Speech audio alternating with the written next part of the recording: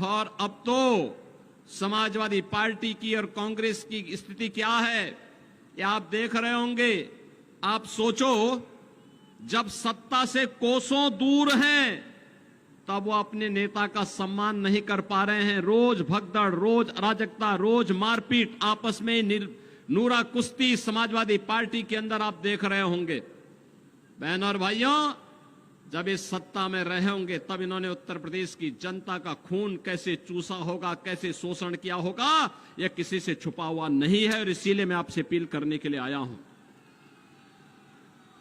मैं इसीलिए आपसे अपील करने के लिए आया हूं। लोकसभा चुनाव के 5 चरणों के माध्यम से आज भारतीय जनता पार्टी 400 पार के लक्ष्य को प्राप्त करने की ओर तेजी से अग्रसर हो रही है। और इस 400 पार के लक्ष्य में हमें जौनपुर सीट भी चाहिए। इसी के लिए आपसे अपील करने के लिए मैं आपके बीच आया हूं। वैसे जनता जनार्दन स्वयं इसका जवाब दे रही है। जनता कह रही है 400 पार मोदी जी को इसलिए मिलेगा क्योंकि जनता की भावनाओं का उन्होंने सम्मान किया। तो ये सपा कांग्रेस के लोग पूछते हैं कौन सा सम्मान, तो जनता कहती है जो राम को लाए हैं हम उनको लाएंगे। तो राम को लाने वाले कौन हैं? मोदी जी। और 500 वर्षों का इंतजार समाप्त कराने वाले कौन हैं? मोदी जी। और बहनों और भाइयों, आपने देखा होगा, एक तरफ राम भक्त हैं जो राम के प्रति अपना सर्वस्व न्यौछावर करते हुए भारत को दुनिया की एक बड़ी ताकत बनाना चाहते हैं। दूसरी तरफ रामद्रोही हैं, वे राम का तो विरोध करते ही करते हैं, लेकिन राजनीति के इस हद तक गिर जाते हैं कि अब भारत का ही विरोध कर रहे हैं। क्या कहते हैं ये लोग? कहते हैं कि पाकिस्तान को धमकी मत दीजिए, उसके पास एटम बम है। हमें आश्चर्य होता है, अबे दाने दाने के लिए मोहताज पाकिस्तान की धमकी भारत जैसे बड़े देश को देते हैं जो दुनिया की सबसे बड़ी उभरती हुई अर्थव्यवस्था है। तनिक भी शर्म नहीं आती है कांग्रेस और समाजवादी पार्टी के नेताओं को। तनिक भी कोई संकोच नहीं होता है।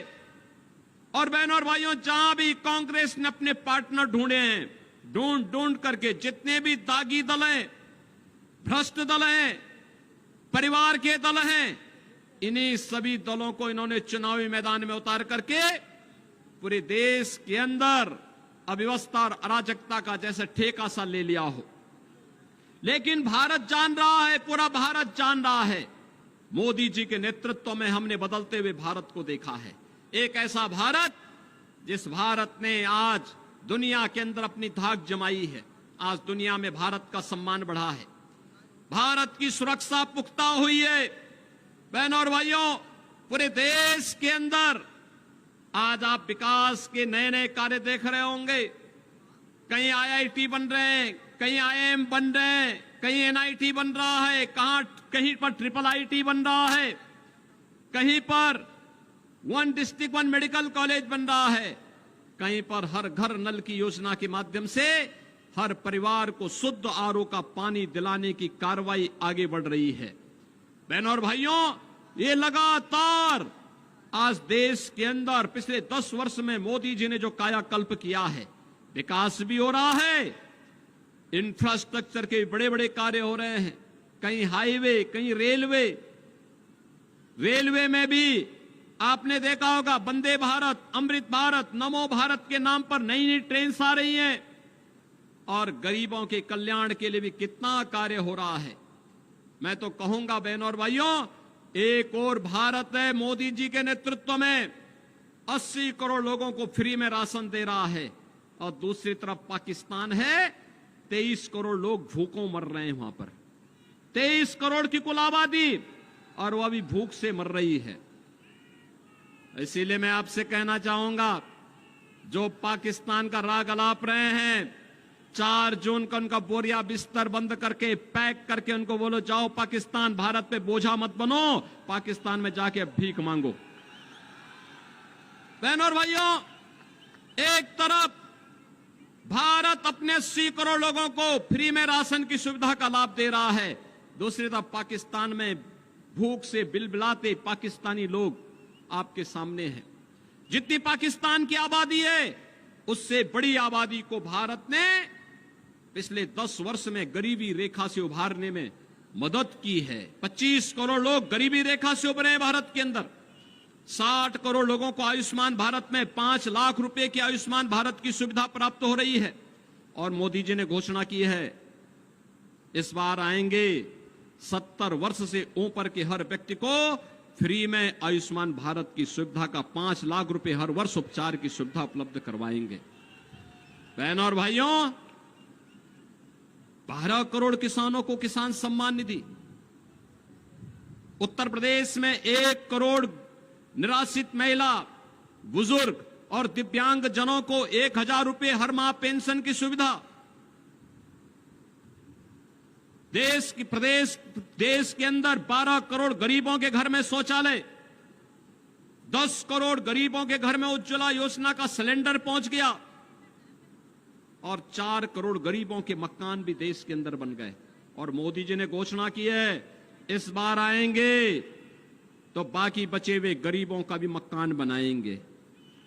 बहनों और भाइयों, एक तरफ गरीब कल्याण का कार्य करने वाली मोदी सरकार देश के विकास को दुनिया के सामने भारत को आत्मनिर्भर और विकसित भारत के आधारशिला रखने के लिए बड़े बड़े इंफ्रास्ट्रक्चर के कार्य देश के अंदर हो रहे हैं, और दूसरी तरफ राम का विरोध करके रामद्रोही वे लोग हैं जो भारत का विरोध करते हैं, भारत में जातिवादी और परिवारवादी राजनीति करते हैं।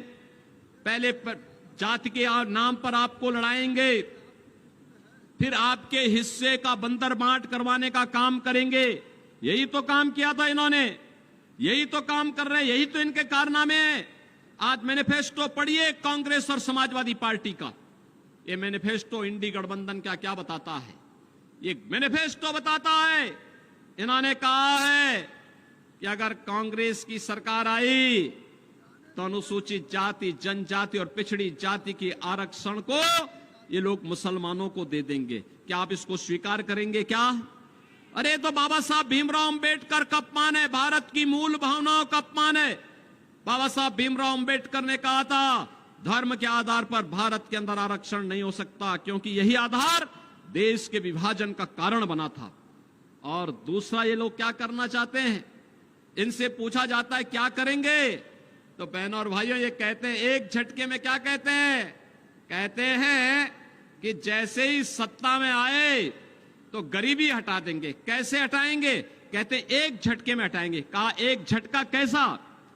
कहा साहब हम लोग ये करेंगे कि सभी लोगों की संपत्ति का सर्वे करवाएंगे, और संपत्ति का सर्वे करवाने के बाद इनके द्वारा कहा जाता है कि संपत्ति का सर्वे करवाने के बाद यह उस पे एक वरासत टैक्स लगाएंगे।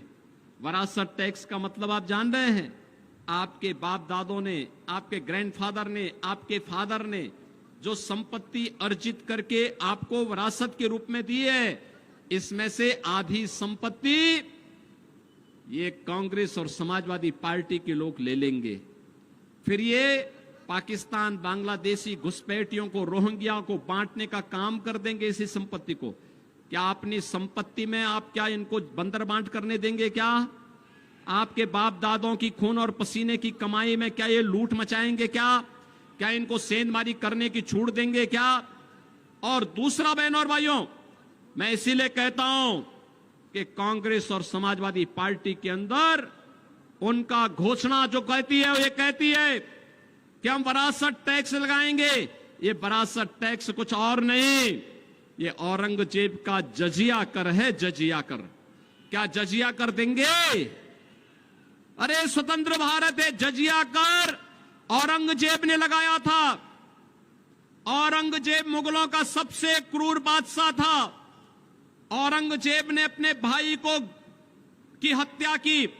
औरंगजेब ने अपने बाप शाहजहां को कैद कर दिया था, और शाहजहां ने अपनी जीवनी में लिखा है कि ऐसा कमबख्त पुत्र किसी को प्राप्त न हो।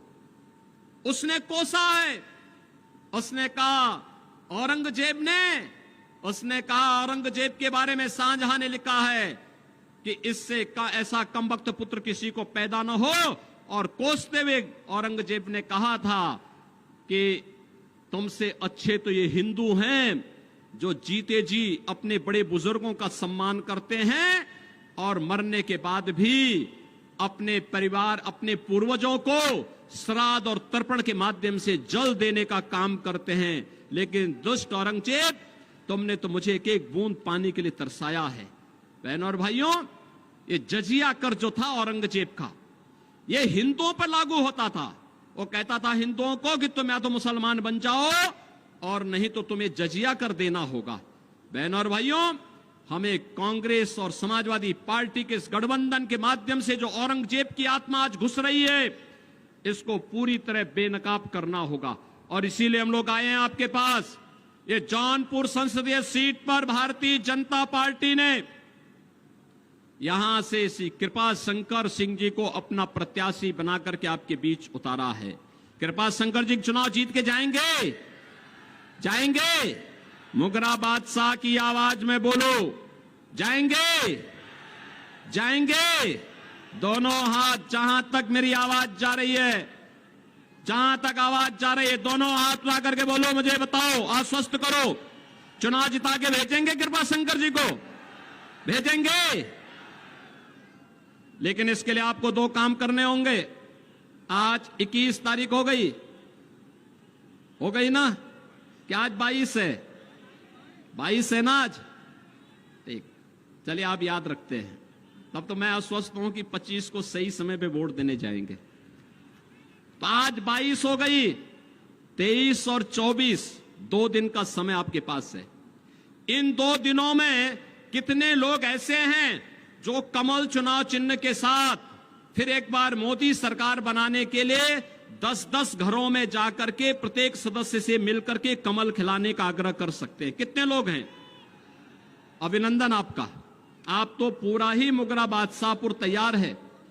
बहनों और भाइयों, 10-10 घर में 2 दिन में 20 घर में कवर करते हुए 25 मई को प्रत्येक परिवार को, प्रत्येक मतदाता को, वयस्क मतदाता को मतदान केंद्र पर ले जाकर के कमल खिलाने की आवश्यकता है। खिलाएंगे, खिलाएंगे।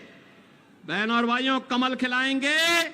और जिन लोगों ने पानी के लिए तरसाया है, पहचान के लिए तरसाया है, जिन लोगों ने विकास के लिए तरसाया है, जिन लोगों ने उत्तर प्रदेश के विकास को बाधित करते हुए माफियाओं को संरक्षण दिया है, ऐसी समाजवादी पार्टी की जमानत को जब्त करवाने का काम करेंगे, करेंगे। तो फिर मेरे साथ बोलेंगे, भारत माता की, भारत माता की, भारत माता की जय श्री राम, जय श्री राम, जय जय श्री राम।